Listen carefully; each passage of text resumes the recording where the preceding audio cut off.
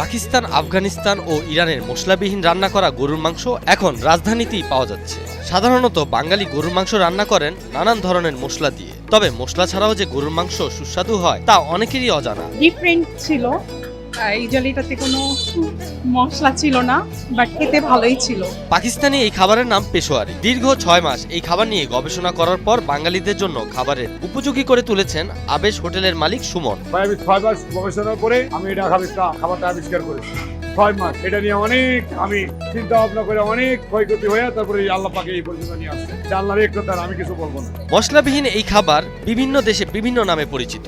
অনেকেই বলছেন আফগানিস্তানে এই খাবারের নাম দাম্মু, পাকিস্তানে পেশোয়ারি। গরুর মাংসের আসল স্বাদ পাওয়া যায় এই রান্নায়। এটা যতটুকু দেখছি যে এটা নেহারি টাইপের, বাট একেবারে মানে স্পাইসেস খুব লেস ইউজ করা এখানে। তো আমরা যতটুকু এখানে ইন্সপায়ার্ড হয়েছি, এটা একটা আফগানি খাবার যেটাকে আফগানি দামপুক বলে। তো এটা আমরা অথেন্টিক আফগানি দামপুকটা এখানে টেস্ট করতে এসেছি, আর টেস্ট করে দেখলাম যে খুবই টেস্টি এটা, কারণ গরুর যে একটা ফ্লেভার, ওই ফ্লেভার ওয়াইজ এটা রান্না হয়েছে। মশলাবিহীন এই খাবার যে নামই ডাকি না কেন, ভাত দিয়ে নয় রুটি দিয়ে খেতে হবে এই মাংস।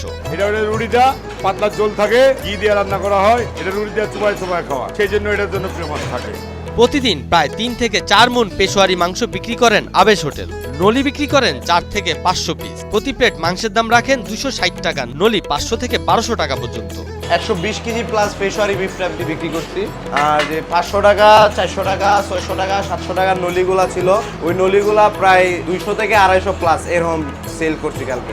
মশলাবিহীন স্বাস্থ্যসম্মত এই খাবার সম্পূর্ণ তেল মুক্ত। আফগান এই খাবার বারবার খেতে আসেন তিনি, তবে বললেন ভাত দিয়ে খেতে ভাল লাগবে না। পেশোয়ারি বিফ এটা একটু সফট এবং মশলা কম, শুধু ঘি দিয়ে রান্না করে, ঘি আর লবণ।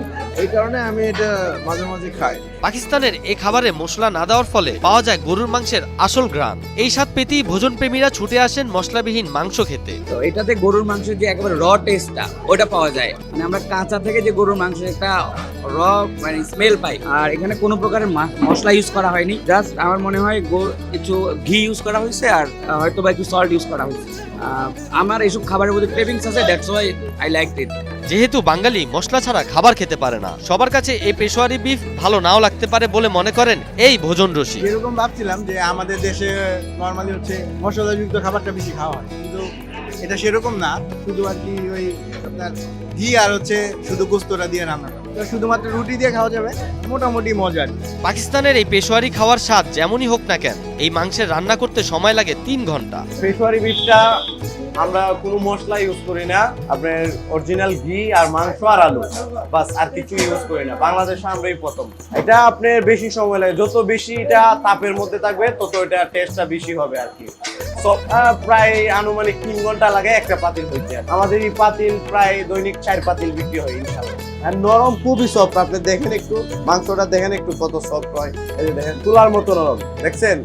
দেখতেই পাচ্ছেন একবারে তুলার মতো নরম হয়ে যায়। আবেশ হোটেলের কর্ণধার সুমন বললেন, মশলাবিহীন এই মাংস রোজার মধ্যে 24 ঘন্টা পাওয়া যাবে। সাকিব সোহান, নিউজ 24।